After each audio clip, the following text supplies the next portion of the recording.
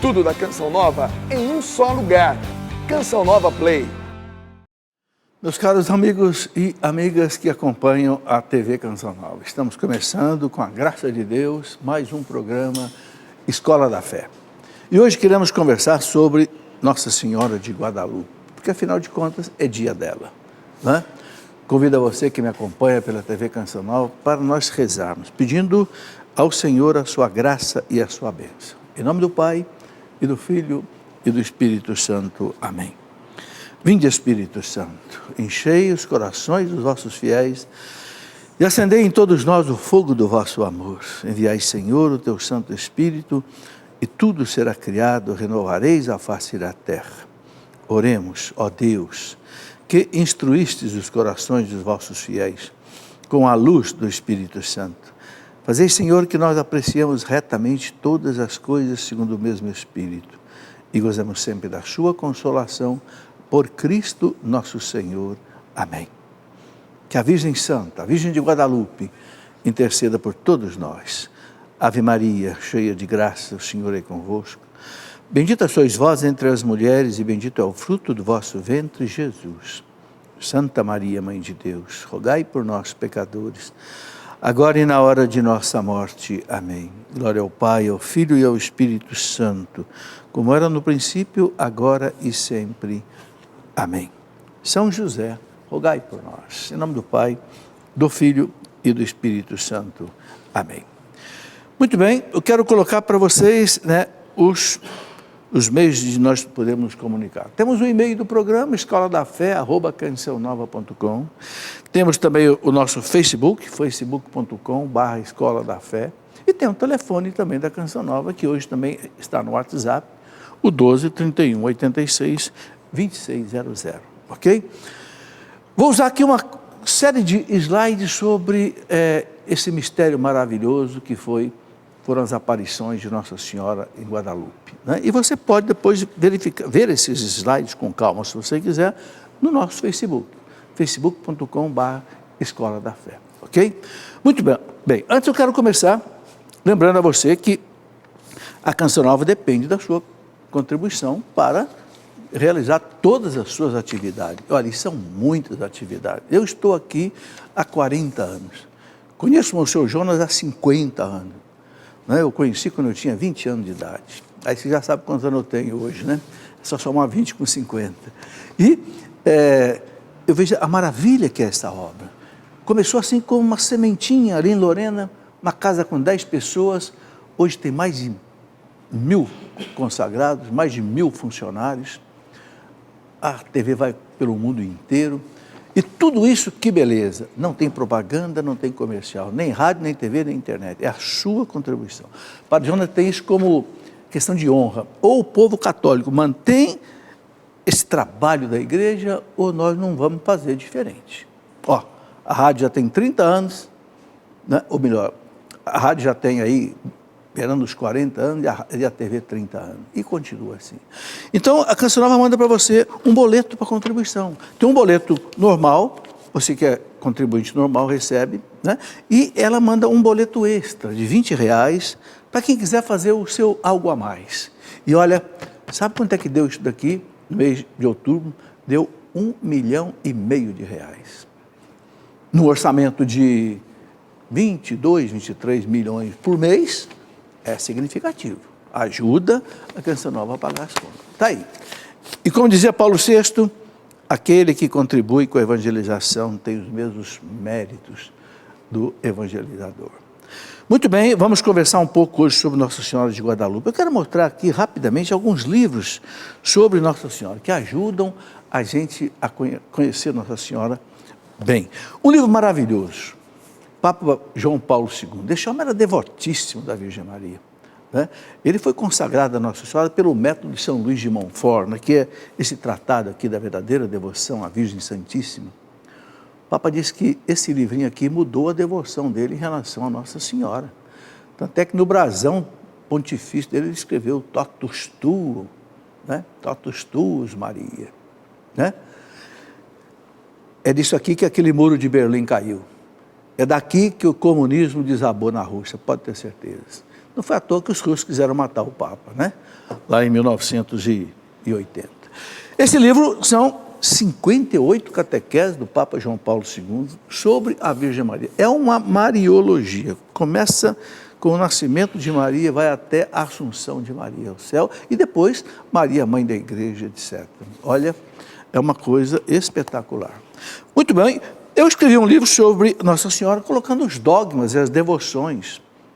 A mulher do Apocalipse, Maria, mãe de Deus, Maria, Virgem Perpétua, Maria, né, assunta ao céu, Maria concebida sem pecado original. Festa que nós celebramos dia 8 de dezembro. Né? E tem também um livro do Padre Paulo Ricardo, A Resposta Católica, e o Padre Paulo também responde, além de outras coisas, o Padre Paulo responde sobre também Nossa Senhora. Esses livros todos você tem aqui na Canção Nova, aí à sua disposição. Muito bem, vamos começar aqui a nossa conversa então. Nossa Senhora de Guadalupe, imperatriz e padroeira da América Latina. Olha, foram os papas que deram esse título, viu? Vamos ver daqui a pouco. Um papa deu o título de padroeira da América Latina, outro deu o título de imperatriz. Bom, por que eu estou fazendo essa aula de hoje?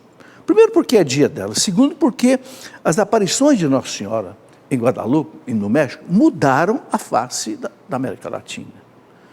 Os evangelistas que chegaram aqui, os missionários franciscanos, agostinianos, lá por volta de 1500 e pouco, quando Fernão Cortés esteve aqui, né, não conseguiam evangelizar os índios, porque aqueles astecas e maias eram extremamente selvagens, né, praticavam aquelas carnificinas, aquelas mortandades nas pirâmides, onde eles sacrificavam milhares de vidas humanas.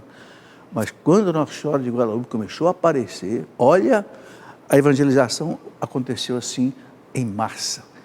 8 milhões de índios foram batizados, voluntariamente. Vamos ver.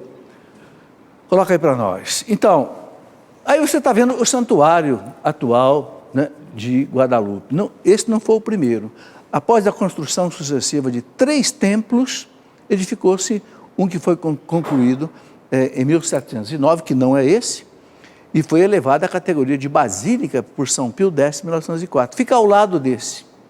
Esse é o mais novo, tá? Mais recente. Em 1754, o Papa Bento XIV confirmou o patrocínio da Virgem de Guadalupe sobre toda a Nova Espanha, que era o nome, né, da América Espanhola, que era do Arizona até Costa Rica. E concedeu a primeira missa e o primeiro ofício, né, da festa. Porto Rico proclamou Nossa Senhora de Guadalupe a sua padroeira, em 1758. Em 12 de outubro de 1892, houve a coroação pontifícia da imagem, concedida por Leão XIII, que no ano anterior aprovou um novo ofício próprio, né, da celebração. Ok? Estou colocando esses dados básicos aí, históricos, só para a gente ter uma noção. Em 1910, São Pio X proclamou a padroeira da América Latina. Olha, gente, eu quero lembrar uma coisa. Jesus disse para Pedro, o que você ligar na terra, eu ligo no céu. Se o Papa ligou isso na terra, o céu ligou. O céu sabe, Deus assume que Nossa Senhora é padroeira da América Latina. Então temos que rezar muito para ela. Porque todos nós vemos a convulsão que está a América Latina, né? Venezuela no caos absoluto. Nicarágua indo para o mesmo caminho. Cuba, uma ilha prisão há mais de 50 anos, né? A Bolívia em convulsão, o Chile em convulsão, agora também Colômbia em convulsão, né? É preciso pedir que Nossa Senhora de Guadalupe, estenda seu manto sobre a América Latina e rezar para que essa confusão não chegue no Brasil, porque isso é orquestrado, né? Muito bem. E também, olha que interessante, o Papa, em 1935, Pio XI, designou a padroeira das Ilhas Filipinas, lá na Ásia, porque as Filipinas é cristã, católica, né? Em 1945, Pio XII deu-lhe o título de imperatriz da América Latina.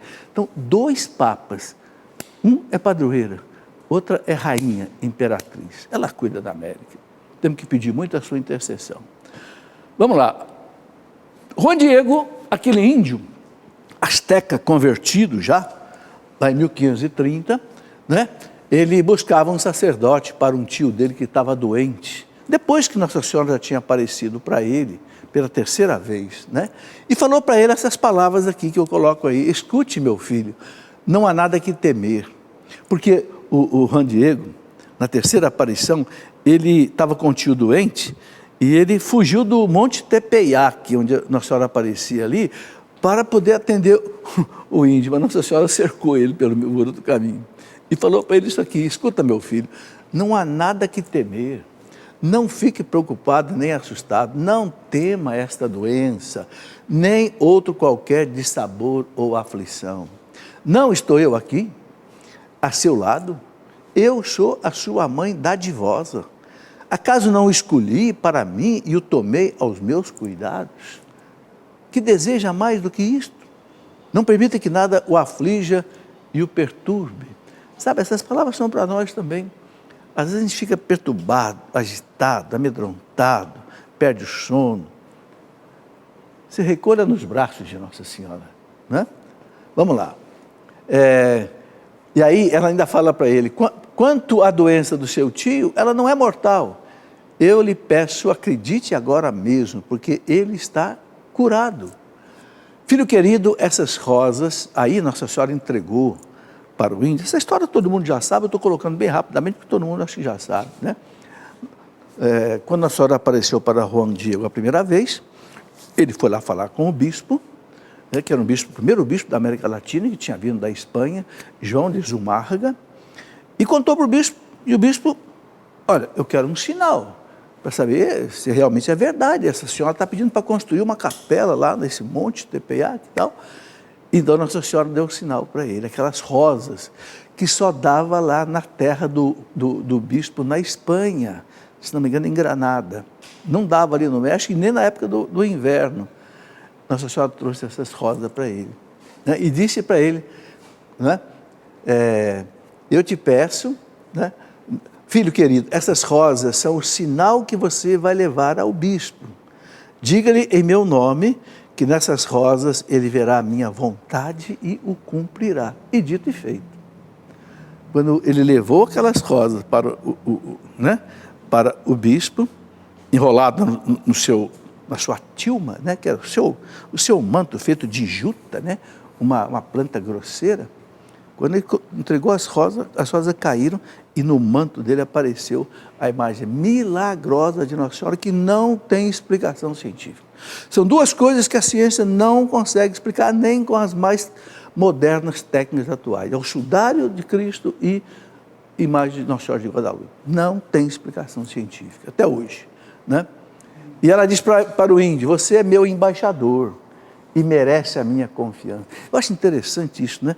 Nossa Senhora sempre pega aquelas pessoas humildes, com esse Juan Diego, que hoje é São Juan Diego, né? Ela transformou a América, porque pegou um índio asteca, porque os astecas é que comandavam ali, naquela situação muito difícil, que eu já falei aqui, né? Quando chegar diante dele, desdobre a sua tilma e mostre-lhe o que carrega, porém só na sua presença. Liga-lhe tudo o que viu e ouviu e não omita nada, né? Aí apareceu essa imagem maravilhosa. Essa imagem, para os astecas, ela foi assim como uma pregação. Os astecas esperavam a chegada do Deus deles, que era nessa época, exatamente por volta do 12 de dezembro. E o manto que Nossa Senhora usava era o que a rainha asteca usava lá, né? Então, os índios foram entendendo que aquilo ali era um chamado e reconheceram o Cristo como Deus verdadeiro, né? Agora depois também com a pregação dos missionários. E o bispo levou o manto, então, com a imagem da Santíssima Virgem para a capela dele. Diz que ele até pediu perdão a Nossa Senhora por não ter acreditado assim da primeira vez. Né? E era o dia 12 de dezembro de 1531. Olha que coisa interessante. A América foi descoberta em 1492, ou seja, não deu nem 40 anos. E depois, logo de Colombo, na segunda, terceira viagem que Colombo fez da Espanha para a América, Colombo trouxe uma quantidade enorme de missionários, porque os reis da Espanha eram católicos e queriam evangelizar, Como os reis de Portugal também queriam evangelizar os índios no Brasil, né? Desde que curto espaço de tempo, Nossa Senhora aparece, porque havia como que uma pedra no caminho dos missionários. Ela veio remover essa pedra. Deus age assim, quando as forças humanas são incapazes, então Deus age. A gente vê isso na história da igreja. Quem conhece a história da igreja, uma história de Joana d'Arc, por exemplo, né? São coisas impressionantes, como é que Deus, de maneira assim, e sempre usando uma pessoa muito simples, né? Deus muda a história. Bom, pode passar. O Juan Diego, então, foi visitar o tio que estava doente, né? E que interessante, o tio falou para ele, né? Eu também a vi, ou seja, Nossa Senhora apareceu para o tio. Ela veio a esta casa e falou a mim, disse-me também que desejava a construção de um templo na colina de Tepeyac e que sua imagem seria chamada de Santa Maria de Guadalupe, embora não tenha explicado o porquê. Esse Guadalupe, segundo os historiadores aí, significa aquela que vem do Oriente, que para eles tinha um significado. Eles aguardavam o Deus deles que vinha em Tepeyac do Oriente. E aí esse Deus vem, né, na imagem de Nossa Senhora Virgem, vestida com assim, as vestimentas de uma virgem asteca, no cabelo, naquele laço que, né, a virgem usava, e grávida, né? Muito bem, são esses mistérios que Deus sabe. Bom, de tudo isso, muitos se converteram e o santuário depois foi construído. 3 santuários, hoje o maior deles que está lá. Aliás, muito parecido aqui com o santuário do Pai das Misericórdias aqui da Canção Nova. Ele é todo redondo, né, com entradas por todos os lados. Muito bonito. Muito bem, declarou o Papa Bento XIV em 1754. Veja que palavras bonitas o Papa usou. 1754. Né? Nela tudo é milagroso. Nela o quê? Na imagem. Uma imagem que provém de flores colhidas num terreno totalmente estéril, ali no Monte Tepeyac, no qual só podem crescer espinheiros. Uma imagem estampada numa tela tão rala que através dela pode-se enxergar até o povo e a nave da igreja. Uma espécie de uma estopa rala que você até consegue enxergar coisa de outro lado. Deus não agiu assim com nenhuma outra nação. Ou seja, Deus realmente fez milagre aí no México. Ok. No dia 27 de janeiro de 1979, aqui já na nossa época, durante a sua viagem apostólica ao México, o Papa João Paulo II visitou o santuário de Nossa Senhora de Guadalupe, consagrou a Mãe Santíssima toda a América Latina. Olha que beleza. João Paulo consagrou a América Latina a Nossa Senhora, da qual a Virgem de Guadalupe é padroeira. Tudo isso tem um significado muito forte para nós. O que mais? A imagem de Nossa Senhora de Guadalupe. Vamos conversar um pouco sobre essa imagem belíssima que apareceu aqui no manto do índio. Né? Aqui está o bispo, né, João Zumárraga, e essa cena ficou gravada na pupila dos olhos de Nossa Senhora. Porque quando você olha uma cena, essa cena fica na retina, na pupila. Né? Isso ficou gravado na pupila. Veja, tão pequenininha a cena ficou gravada. Quando ampliaram, os técnicos ampliaram a imagem da retina, viram a cena do índio ali, entregando as rosas para o bispo, e os bispos ali, e mais gente ali presente. Tudo milagroso, né? Vamos lá, vamos conhecer algumas coisas. Bom, as nações indígenas se comunicavam com imagens e com sinais codificados que unificavam a sua... Então, os índios interpretavam todos aqueles sinais que apareceram no manto de Nossa Senhora, que para nós hoje não tem significado, para eles tinha. Ok? E certamente Nossa Senhora sabia disso e colocou essa mensagem muito forte para eles, né? Bom, o Ayate, também chamado Atilma, né, de Juan Diego, veja, era uma juta grosseira. Eu vi lá como é que... Eu estive lá 3 vezes lá no México. Eu vi como é que eles fazem isso, espécie de um... Não sei como é que chama essa planta que dá uma folha grande, assim, verde. Ele pega aquela planta, dali ele tira as fatias e espreme aquilo ali, vai colando uma na outra, faz esse pano. Uma coisa grosseira, né? Uma coisa assim, mesmo artesanal, primária, né? Bom, foi fabricada de fibra chamado maguey, mede 1,68 por 1 metro, né? 1,68, isso aqui mais ou menos de altura, né? Por 1 metro mais ou menos, é o tamanho, né? E fica lá em cima, em Guadalupe. É a mais inadequada para uma pintura, é um pano inadequado para pintura, né? A imagem esteve sem proteção de um vidro por mais de 116 anos, sendo que essa juta não aguenta 20 anos no tempo. Fizeram experiência, e no entanto o dela já tem 116 anos, está lá intacto. É uma coisa impressionante.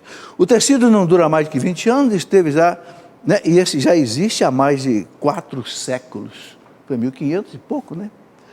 A imagem nunca foi retocada e até hoje os peritos em pintura e química não encontraram na tela nenhum sinal de corrupção. Não tem nenhum sinal de corrupção depois de 4 séculos. 4, 5 séculos, né? No ano de 71, alguns peritos inadvertidamente deixaram cair ácido nítrico sobre toda a pintura. Quem é químico sabe a corrosão que faz o ácido nítrico. Não aconteceu nada com a imagem, né? Nem força do ácido tão corrosivo estragou e nem manchou a imagem. Parece que derramaram água no coisa. Aliás, é interessante uma coisa, né? Essas relíquias que parece que Deus deixou para o século 20 e 21, o sudário e a imagem, sempre sofrem alguns atentados. O Santo Sudário sofreu 2, 3 incêndios. Parece realmente algo diabólico que ia destruir. A imagem de Guadalupe, mesma coisa. Explodiram uma bomba perto da imagem e tinha um crucifixo desse tamanho de ferro perto. O crucifixo ficou todo retorcido, esse crucifixo está à mostra lá na Basílica de Guadalupe, e a imagem que estava do lado não aconteceu nada. Uma coisa impressionante, né? Vamos lá. Bom, com a ampliação da fotografia, descobriu-se que a figura de Juan Diego, do referido bispo e do intérprete se refletiu e ficou gravada nos olhos, né, na rotina ali do quadro de Nossa Senhora. Cientistas americanos chegaram à conclusão que essas 3 figuras estampadas nos olhos de Nossa Senhora não são pinturas, mas imagens gravadas nos olhos de uma pessoa viva. É como se você estivesse olhando a retina de uma pessoa viva, que está olhando alguma coisa e ali fica a imagem. Bom, surpreendente, disse o Papa Pio XII, surpreendente. Na tilma do pobre Juan Diego, pincéis que não são deste mundo deixaram pintada uma imagem dulcíssima, escreveu Pio XII. Veja que todos os papas são encantados com a aparição, com a imagem, com tudo, né? Bom, 7 de maio de 1979, o cientista Jody Brand-Smith, professor de estética e de filosofia da ciência no Pensacola College, e Philip Serna Colahan, biofísico da Universidade da Flórida, especialista em pintura, ambos membros da equipe científica da NASA, estudaram a imagem. Os 2 cientistas, com sua ampla equipe, trabalharam mais de 2 anos e também não encontraram pintura na origem da imagem. Ou seja, não é uma pintura, não é algo feito com pincel. Não, ninguém sabe como é que é. E não tem ali um produto químico, nenhum produto químico da classificação periódica dos elementos, não aparece, não tem nenhum. Então, que imagem é essa? Algo milagroso que ficou colocado ali, né? A imagem não teve preparação ou esboço embaixo dela, ou seja, normalmente quando um pintor faz uma imagem, normalmente ele rabisca primeiro em lápis, depois ele pinta, não tem nada, não tem sinal nenhum. Outra coisa interessante que os pesquisadores da NASA descobriram é que a imagem não toca o pano, mas não podia tocar mesmo, porque aquele pano não tinha condição de receber uma imagem tão perfeita. Eles descobriram que há um intervalinho, claro, microscópico, entre a figura e o tecido. Ou seja, parece um adesivo colado, não uma pintura. É tudo muito interessante, né?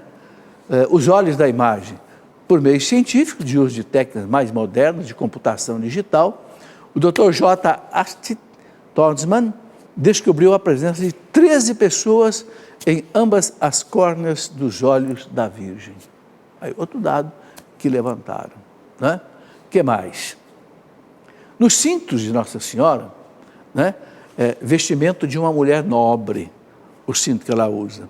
A faixa negra na cintura é sinal de gravidez, que as mulheres indígenas usavam acima da cintura. É outro dado muito interessante, né? Ela apareceu em forma de índia, né? Eu gosto de destacar isso, né? O corpo ressuscitado, ele não tem mais parece que não tem mais uma fisionomia só. Desde que Jesus ressuscitado, aparecia para os discípulos e eles, quando ele não queria, não reconheciam.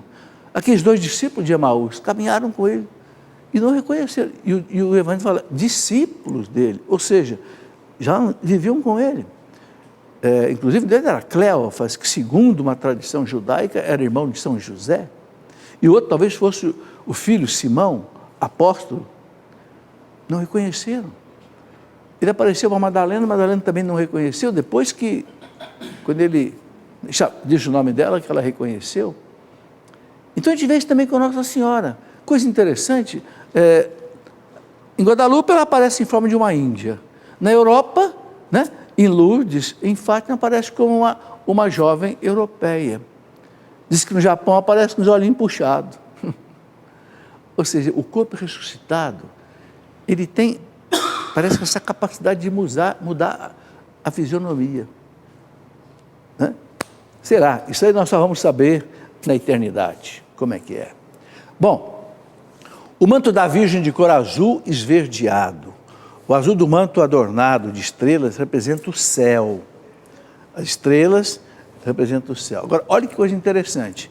Tem 46 estrelas de 8 pontas em forma de U. Tá? Passa mais um só, Renato, só para fechar esse quadro aqui, a gente faz um intervalo. Tá? Cientificamente, as estrelas do manto estão na posição como estava o firmamento no dia 12 de dezembro de 1531, segundo o programa de computação Distant Suns, né? Coincide com o nascimento do Sol, o regresso de Quetzalcoatl, que era o quê? O Deus que eles esperavam. Então, tudo realmente foi essa espécie de uma pregação que Nossa Senhora fez para eles e que os índios entenderam. É impressionante os livros narrarem que a partir dali, os missionários batizaram os índios em massa. Foram 8 milhões de astecas e maias batizados, quando eles não conseguiam fazer isso antes.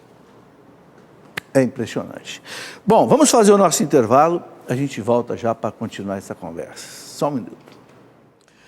Muito bem, já estamos de volta com o nosso programa de hoje, Escola da Fé, conversando um pouco sobre a maravilha das aparições de Nossa Senhora no México, em Guadalupe. Eu tive a oportunidade de estar ali no México 3 vezes, nas peregrinações da Canção Nova, lá o Santuário Mariano de Guadalupe, e eu pude visitar lá aquelas pirâmides, né, que existem, quase que uma cidade, né? É uma avenida enorme, mais de 1 quilômetro, com imagens com pirâmides dos dois lados, pirâmides de pedra que estão lá. E na extremidade existe a grande pirâmide do Sol, que era o Deus que eles cultivavam. E lá no alto dessa pirâmide sacrificavam milhares de vidas humanas. E dos lados, né, uma porção de outras pirâmides menores, dos vários deuses que eles cultivavam. O Deus da fertilidade, o Deus da chuva, o Deus do sol, o Deus do não sei o quê. E lá no fundo, a pirâmide da lua, deusa da lua. Meus irmãos, o que era sacrificado de gente ali na brincadeira. Né? Não sei se já assistiram um filme chamado Apocalipto, que é de Mel Gibson. O Mel Gibson, nós sabemos que é um cineasta que ele faz coisas com bastante profundidade histórica. Ele conta o horror que era. Os índios astecas e maias, eles acreditavam o seguinte, que quando 2 tribos deles brigavam, a tribo vencedora significava que o Deus dessa tribo, lá no céu para eles, ganhou do Deus da outra tribo. É como se houvesse uma guerra na terra e outra no céu. Então, os vencidos tinham que ser todos sacrificados ao Deus vencedor. E aí o que eles faziam?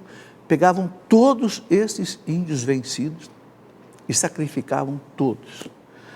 Agora eu vou contar como era, porque está no filme, já está exposto, já está contado, está nos livros, né? Tem vários depoimentos aí que a gente vê, saiu o depoimento até na Folha de São Paulo, na revista Veja, é bem conhecido isso. Como era esse sacrifício? 4 sacerdotes seguravam a vítima pelos 2 braços, pelas 2 pernas, e um 5º sacerdote arrancava o coração da vítima ao vivo, com uma faca de pedra, de sílica. Arrancava o coração, oferecia ao Deus. Cortava a cabeça da vítima, oferecia ao Deus. E jogava o corpo escadaria abaixo para o povo comer lá embaixo. Era um sacrifício, era uma espécie de um holocausto. Dizem os historiadores que chegou a haver mais de 1000 vítimas num único dia. Num único dia. Uma coisa impressionante. É por isso que os evangelistas, os missionários, não conseguiam reverter essa situação. Precisou realmente a aparição de Nossa Senhora de Guadalupe para a coisa começar a mudar. Assista o filme Apocalipto e você vai entender um pouco mais do que eu estou dizendo aqui. Né? Agora, que coisa maravilhosa, gente. Depois disso, repito, né, mais uma vez, os evangelistas, os missionários batizaram 8 milhões de índios astecas. Eles se renderam. Né? Infelizmente, sabe, quando o Papa Bento XVI esteve aqui no Brasil, em Aparecida, na reunião da 5ª Conferência Episcopal Latino-Americana, e o Papa Bento XVI disse que, graças a Deus, né, aconteceu essa evangelização daqui da América, né, e que receberam o batismo, se tornando filhos de Deus por adoção em Jesus Cristo, e herdeiros do céu, membros da igreja. E teve muita gente dentro da igreja que criticou o Papa. Ah, mas essa cultura católica acabou com a cultura indígena, a cultura pré-colombiana. Meu Jesus amado, será que eu estou ficando louco? Acabar com uma cultura dessa, selvagem, que sacrifica até 1000 virgens num dia só, foi uma coisa ruim eliminar isso? Mas há umas cabeças dentro da igreja que a gente não consegue compreender. Eu não consigo compreender. Chegaram a criticar o Papa, porque o Papa disse que voltar à cultura pré-colombiana seria um atraso, seria um retrocesso. Meu Deus, criticaram o Papa porque o Papa disse isso. Parece que queriam então que a América voltasse ao tempo dos astecas e dos maias. Ah, mas os astecas e maias fizeram coisas maravilhosas, canais maravilhosos. Verdade, fizeram, mas não justifica uma cultura dessa. Aí é preciso a gente entender uma coisa que o Papa João Paulo II dizia. O que é a inculturação? Muita gente pensa que inculturação é o evangelho chegar numa cultura e o evangelho aceitar tudo que está naquela cultura. Não. João Paulo II disse que inculturação significa o evangelho penetrar numa cultura e purificar a cultura. Purificar a cultura daquilo que a cultura tem de errado.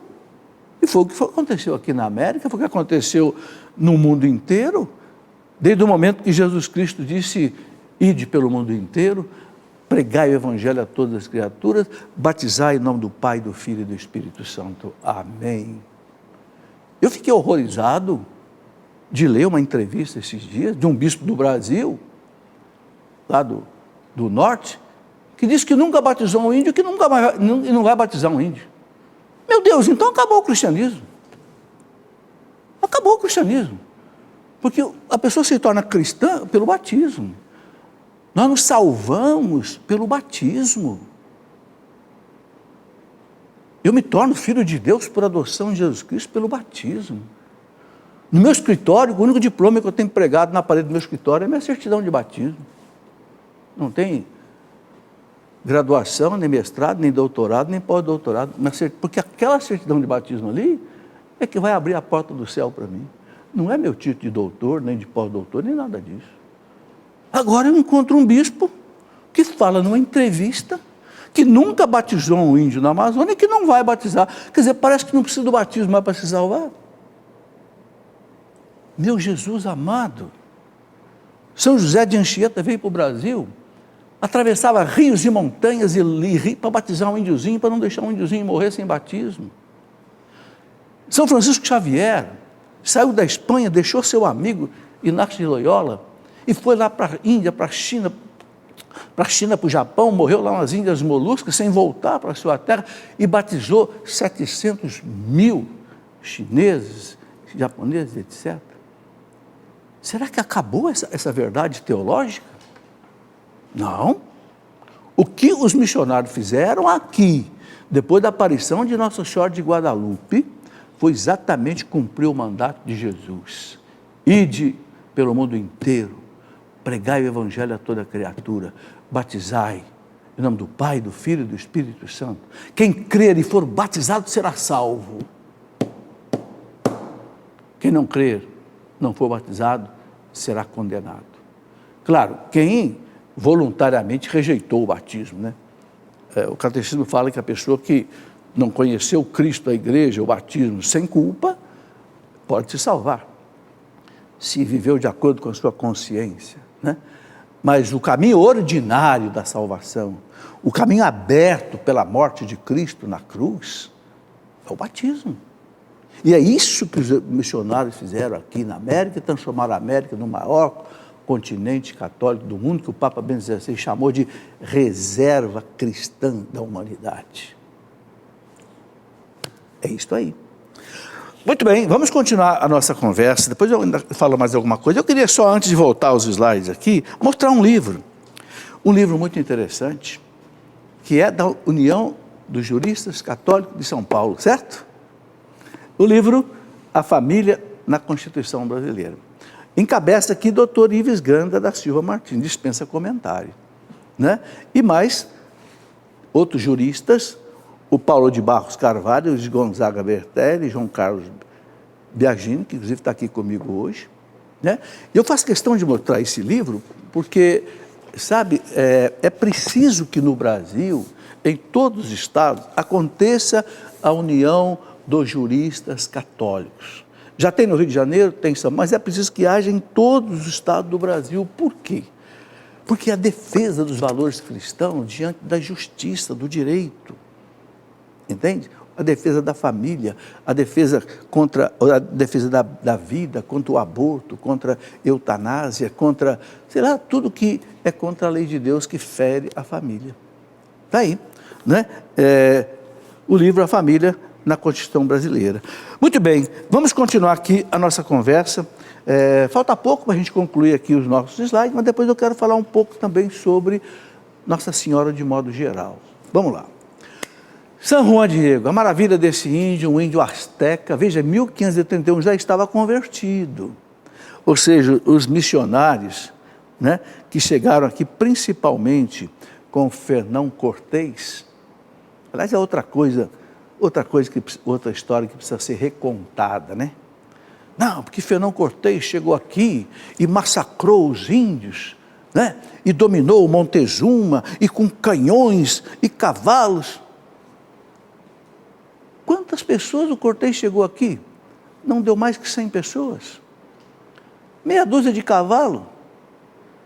2, 3 canhões. Os canhões não funcionavam porque a pólvora umedecia muito. Não funcionava. Por que o Fernão Cortés dominou milhões de astecas e venceu o rei deles, Montezuma? Porque esses índios astecas, que eram massacrados pela aristocracia asteca, se uniram ao Fernão de Cortés. Então foi com o apoio dos próprios astecas revoltados que venceu a situação. E era o contexto da época, vivia assim. Há, inclusive, uma história muito interessante que os historiadores contam do Fernão Cortés, que quando ele chegou na América, 1517, os seus marinheiros e soldados que vieram com ele ali, tremeram na base, ficaram meio com medo de enfrentar a situação. O que o Cortês fez? Mandou tocar fogo em todos os navios. É vencer ou vencer. Ninguém volta para a Espanha. Porque ele sabia que se os barcos continuassem ali, muita gente ia dar no pé. Olha aqui. E era um homem cristão, era um homem católico, que escreveu para o rei de Portugal, como o Pero Vaz de Caminha escreveu para o rei de Portugal, falando do Brasil, que a melhor coisa que a sua majestade pode fazer é evangelizar esse povo e trazê-lo para a nossa fé católica. Essas coisas não são contadas na história. Essas coisas são escondidas na história. Fernando de Cortês falou para o rei da Espanha, né? Vamos aqui fazer todo o possível para trazer esse povo à nossa fé católica.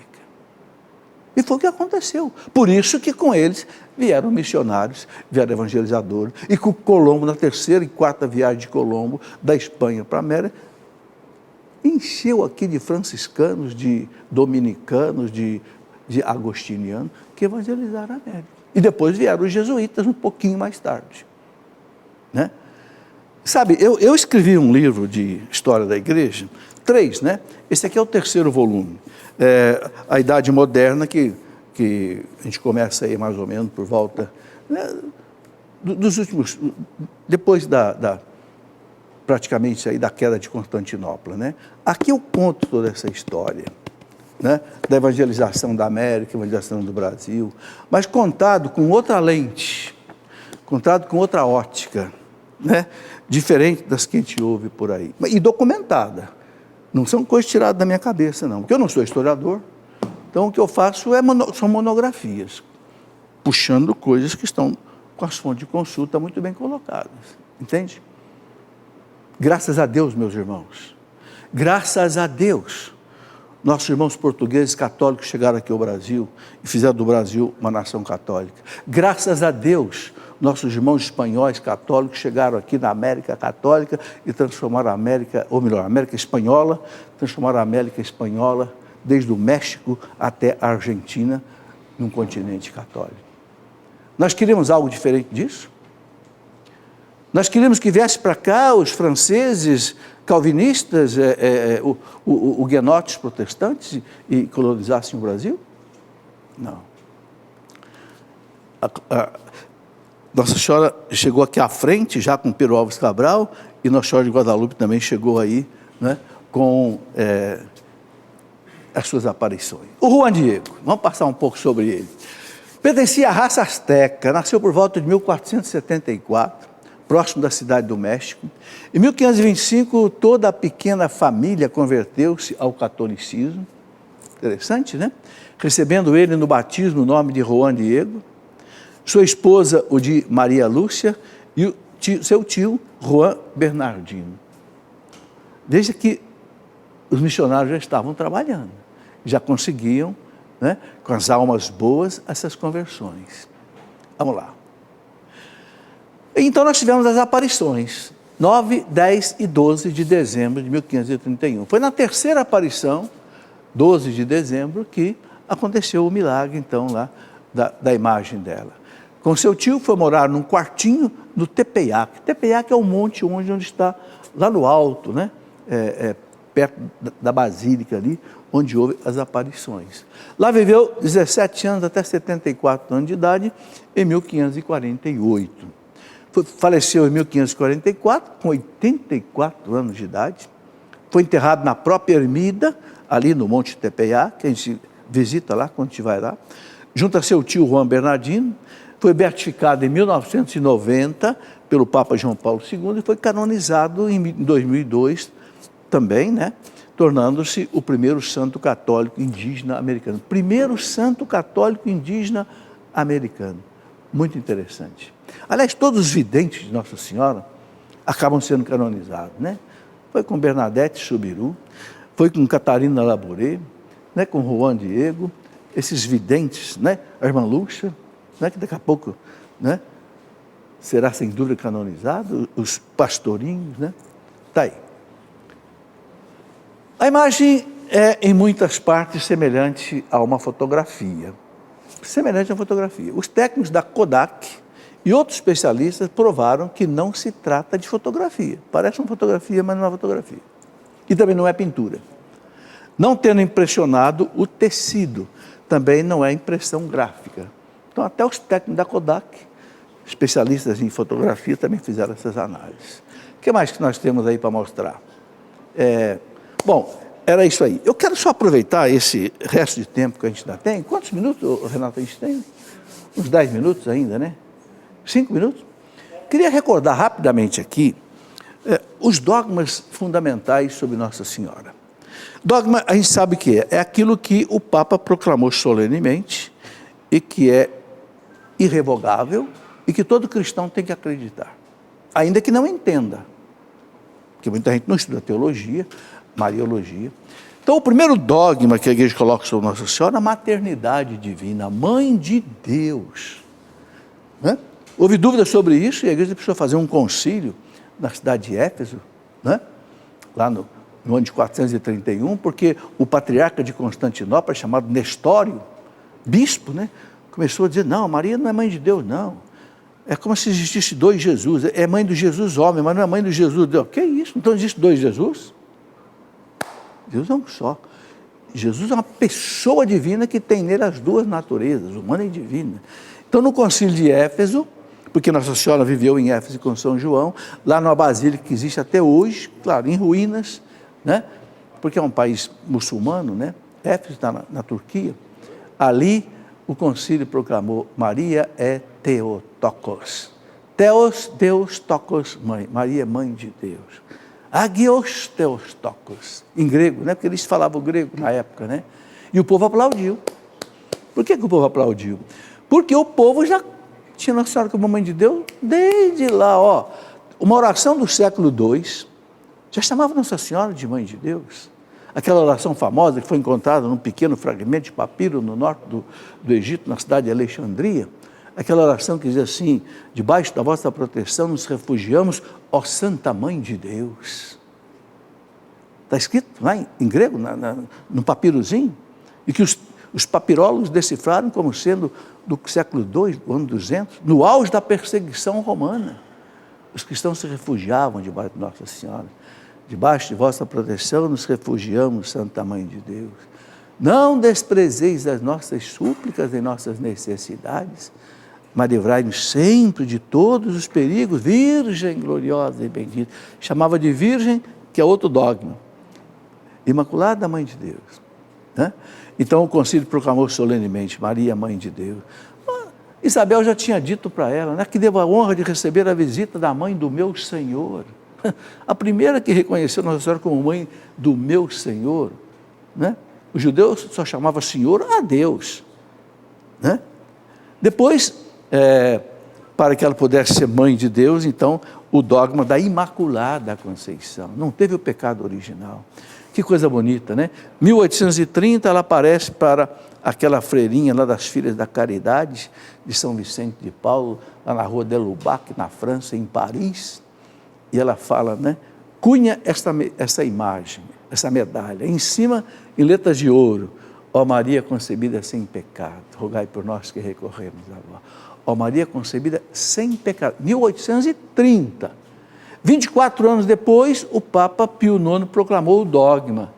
Maria foi concebida sem pecado original, pelos méritos da morte do seu filho na cruz. Ou seja, Maria foi salva do pecado.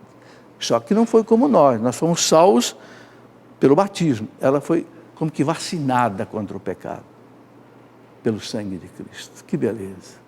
E aí que coisa mais bonita ainda. Isso foi em 1854. 4 anos depois, ela aparece, né, lá em Lourdes, e quando Bernadette quis saber seu nome, porque o padre lá queria saber o nome dela, a senhora que está aparecendo, e ela disse para Bernadette, eu sou a Imaculada Conceição. Bernadette não entendeu nada. Uma menininha caipirinha lá no meio da roça. O quê? Falou em francês? Je suis l'Immaculée Conception. Bernadette não entendeu nada. Para não esquecer, ela foi repetindo até a casa do padre. Dies ille Immaculée Conception, Dies ille Immaculée Conception. Quando chegou diante do padre, padre, o nome da senhora é esse.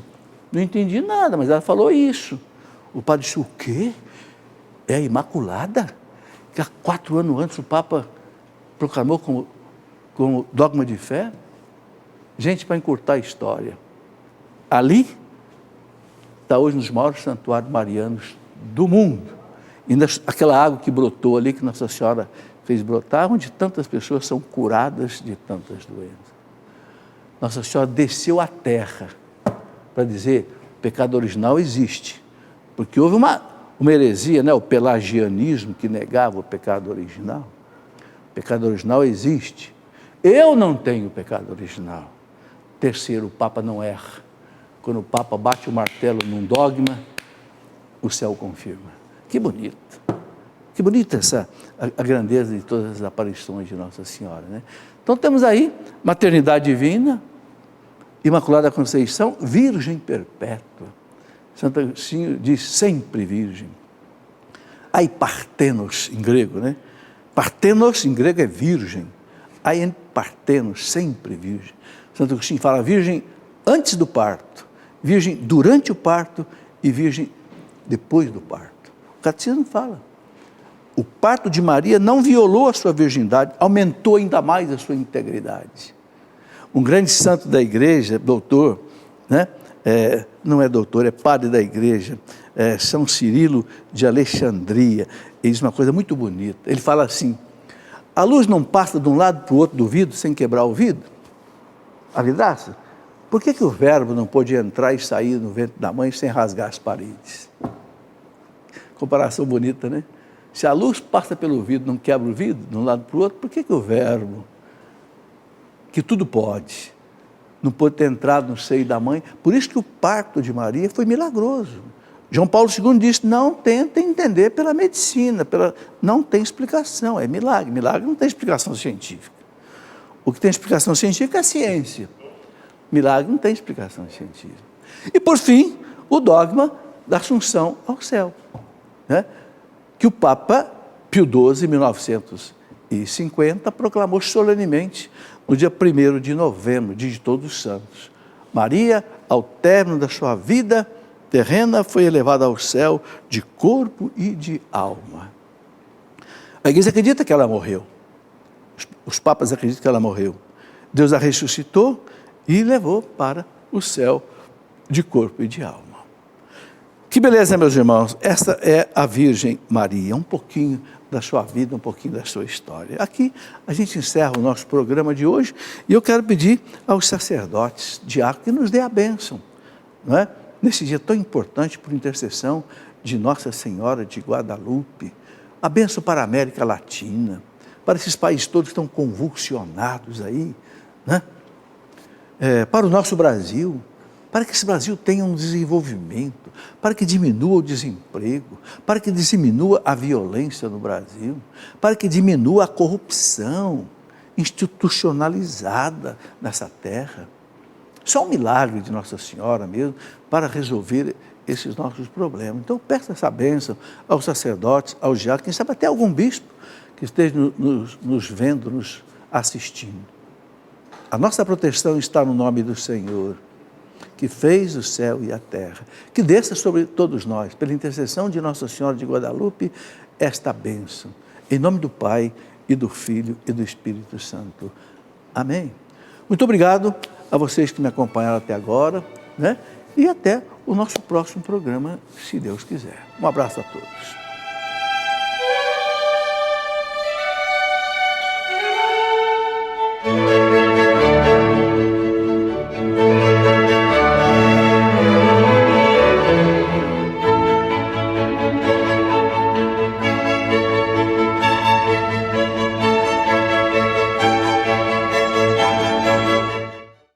Tudo da Canção Nova em um só lugar.